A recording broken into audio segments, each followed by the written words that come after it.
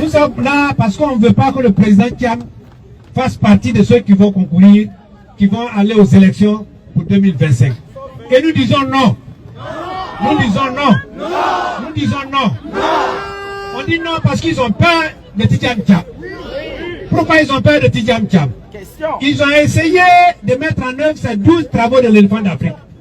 Et vous arrivez à Abidjan, vous verrez un 3e pont. Vous verrez un 4e pont.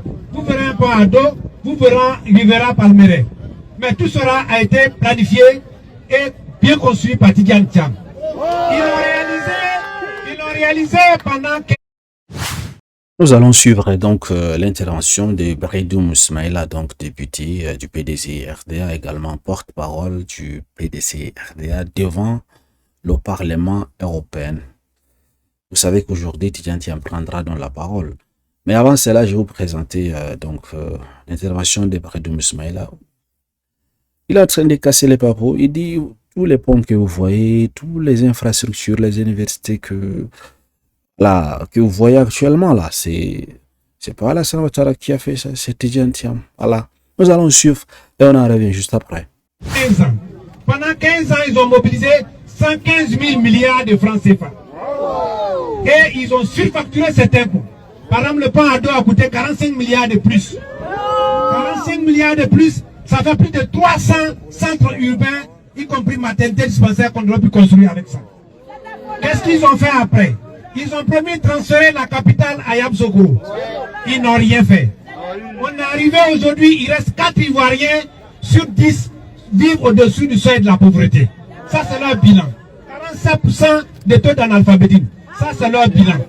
Quand on a fait le bilan de l'année passée à l'Assemblée nationale, on a trouvé qu'il y a 103 milliards de différents entre ce que le ministre des Finances a donné et ce que les ministres ont reçu. Voyez-vous déjà, c'est ça le bilan du RHDP. Le bilan du RHDP, c'est quoi? Nous sommes derniers, avant-derniers, à l'école de la sous-région. Aucune de nos universités n'est classée parmi les 100. Ça, c'est le bilan du RHDP. Le bilan du RHDP, c'est 23% de taux d'indice multidimensionnel de pauvreté. Ça, c'est le bilan du RHDP. Le RHDP a prévu faire en 5 ans 600 000 logements. En 15 ans, ils ont dit qu'ils ont fait 40 000. Ça dit au moins de 6%. Ils ont échoué en logement social. Ils ont échoué à l'école. Hier, si vous avez suivi, c'est jeudi l'émission que j'ai créée, le docteur Chérif a présenté le chiffre de 13 villes. Le chiffre de 13 villes, les urgences, c'est la moisissure partout. Depuis qu'ils sont là, le sud de Yopougon, la plus grande commune, est fermé. Ils sont incapables d'ouvrir. L'urgence utilise les dispositions de Covid comme chambre de lit. Ça, c'est le RHDP. C'est pourquoi le président Tidjane Thiam dit, un de mes piliers, c'est l'indice de développement humain, c'est-à-dire le développement de l'homme, le capital humain. Le capital humain, c'est l'éducation, c'est la santé, c'est le bien-être des uns et des autres. Et le RHDP a réussi à nous mettre parmi les 36 derniers du monde. Le RHDP. Je dirais même le RDR. Parce que le RDR. Parce que pour tromper les deux frères du Nord, ils mettent notre logo. Ça, c'est la tricherie. Ils ne l'ont pas accepté. Alors, le RDR ne respecte aucun test. Vous rappelez-vous, quand déjà, en 93, quand le président Houphouët-Boigny, il y avait l'article 11 qui disait que, en cas d'absence ou de disparition du président de la République, c'est le président de l'Assemblée nationale qui termine le mandat. Déjà, certains du RDR avaient refusé de l'appliquer. Ils ont refusé d'appliquer la constitution qu'eux-mêmes ont mise en place, qui limite le mandat à 2. Ils ont fait un 3e mandat, ils veulent faire un 4e mandat. Le RDR ne respecte pas les tests. Le RDR ne respecte pas les tests parce que le RDR a fait voter une loi par la CEI qui doit organiser chaque année la révision de la liste électorale. Ils ont déjà raté 2, donc ils sont déjà forclos. Et en 2025, ils disent qu'ils vont réaliser qu'après les élections. Quand même. Non, nous disons non. Nous disons non parce que le président Thiam est ivoirien. Comment on peut dire dans ce monde entier que tout le monde connaît, celui qui a fondé ce pays, celui qui a fondé le RDA, celui qui a fondé le PDCI, celui qui a développé la Côte d'Ivoire, qui a fait de nous tous ce que nous sommes, que son petit-fils qu'il avait présenté de sa vie, qui n'est pas ivoirien. Ça s'appelle la honte. Mais vous qui êtes ici, la plupart d'entre vous ont pris la nationalité des pays dans lesquels vous vivez. Pour le RDR, vous n'êtes plus ivoirien. Alors, est-ce que vous allez l'accepter? On dit non. Et moi, quand je dis ça, il ne respecte pas la liberté. On dit Brédoumi parle trop, on va l'amener à la police. Et on m'a convoqué à la police. Nonobstant mon statut de député. Mais nous allons faire face à toutes les intimidations.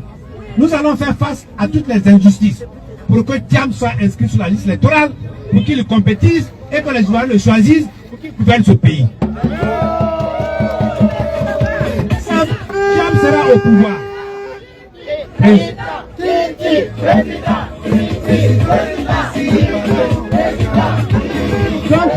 Donc notre combat, il n'est pas contre quelqu'un.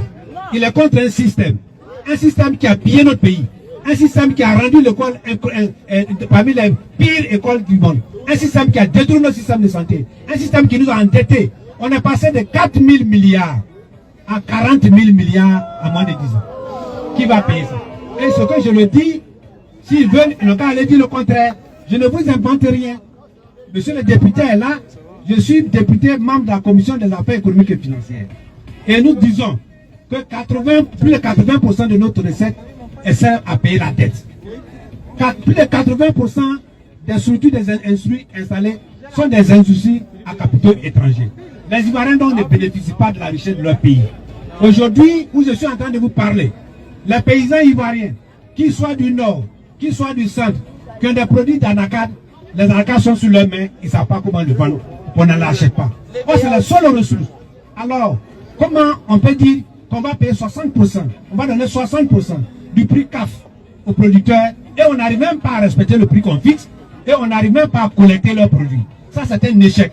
Jamais dans ce pays-là, nous n'avons connu une telle misère, un tel mépris pour les producteurs. Et nous disons que les producteurs doivent s'associer à nous pour avoir un système de commercialisation, un système d'encadrement de leur production aussi efficace comme le PDCI RDA pour pouvoir prendre en charge leur vie et la vie de leurs enfants. Voilà le sens de nos combats. Donc nous ne sommes pas là. Si vous dites-vous une chose, chers frères et sœurs de la diaspora, ce combat, quand nous l'avons commencé, nous savions qu'il n'allait pas être facile. Si c'était facile, on allait partir au restaurant et on allait prendre le foutu prêt. Donc on n'est pas pour ça. On sait que ça va être difficile. Donc tenez bon. Mobilisez-vous dans vos douches, dans vos salons, dans vos entreprises. Tout le monde pour lutter contre l'injustice dans le monde. On a dit, certains leaders du RLDP, du RD, sont venus ici en Europe pour dire que l'opposition veut faire une push.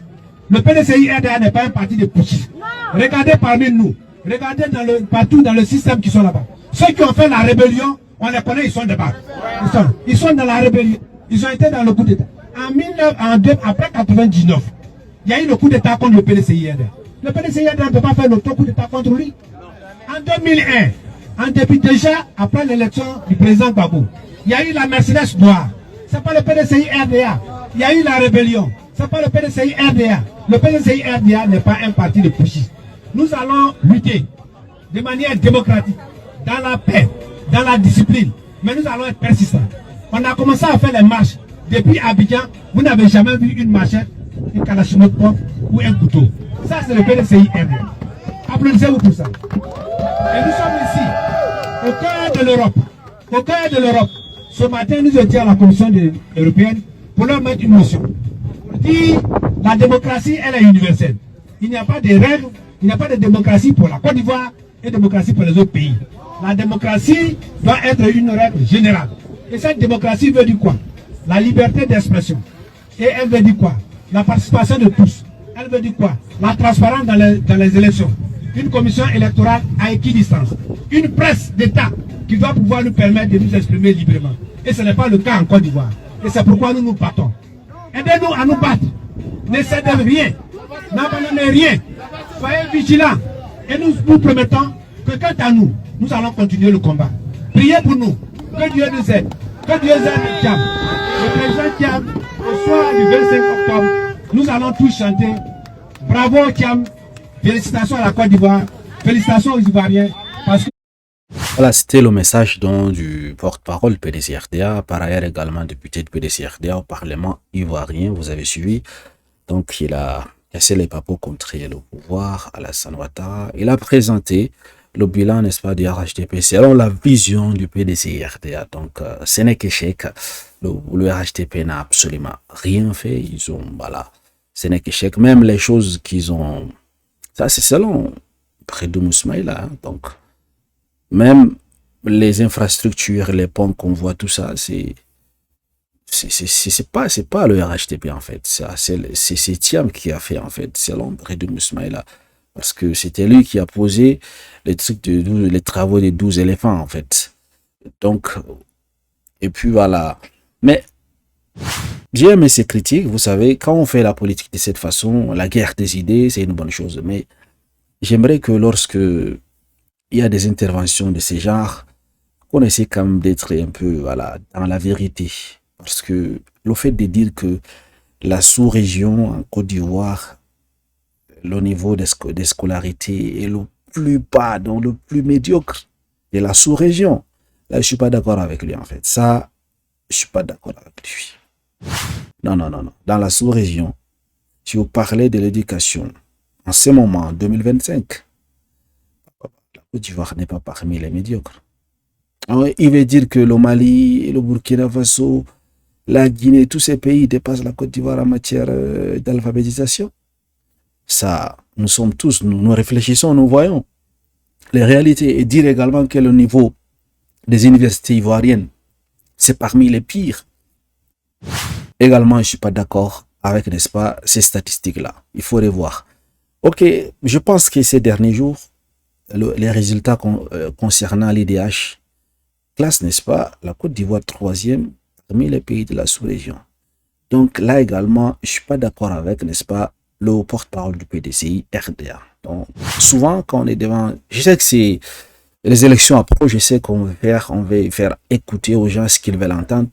Par exemple, là où il a dit devant les gens, je sais que parmi vous tous, vous avez déjà pris les nationalités des différents pays où vous vous trouvez actuellement. Donc, le pouvoir du RHDP veut dire que maintenant, vous n'êtes plus ivoirien. Ça c'est la manipulation. Il faut bien cadrer les choses, en fait. Ça, c'est de la manipulation. Je ne pense pas qu'ils ont dit ça. Ils n'ont pas dit cela.